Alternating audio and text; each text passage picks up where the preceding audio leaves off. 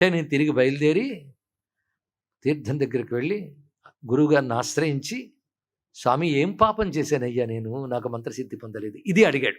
ఏం మంత్రం ఇచ్చావయ్యా సిద్ధి పొందలేదు అనలేదు, నేను ఏం పాపం చేశానయ్యా సిద్ధి పొందలేదు అన్నాడు. చూడండి ఇక్కడ ఇంకా సిద్ధి కాలేదు, పురస్చరణ చేస్తాను చాలా క్రితం బయలుదేరిపోయేవే, ఇప్పటివరకు కనబడలేదు.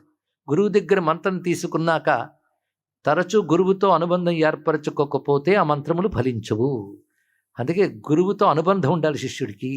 అందుకని మార్కెట్లోకి వెళ్ళి కూరగాయలు కొనేసి డబ్బు ఇచ్చేసాక దుకాణదారుడికి మనకి సంబంధం లేదు అన్నట్లుగా గురువుతో ఉండరాదు.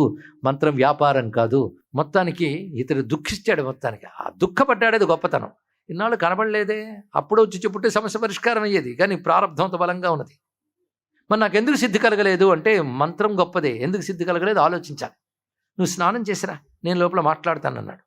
అప్పుడు ఇతడు చేసింది ఏంటంటే 2 కలశాలతో జలం తెచ్చి పళ్ళల్లో గురువుగారి పాదాలు పెట్టి నీళ్లు పోసుకుని వలవల ఏడ్చాడండి. అది ఆ ఏడుపు రాదండి, ఆ ఏడుపు వచ్చిందా శుద్ధమైపోయినట్టే. కానీ అహంకారం ఏడవనివ్వదు. అమ్మ అనుగ్రహం రాలేదేనే ఏడవగలగాలండి. ఆ ఏడుపు ఉన్నదే మంత్రతంత్రాల కంటే గొప్పది. అహంకారం కరిగితే గానీ ఆ కన్నీరు రాదు. ఇక్కడ ఇతడు ఏడ్చాడు.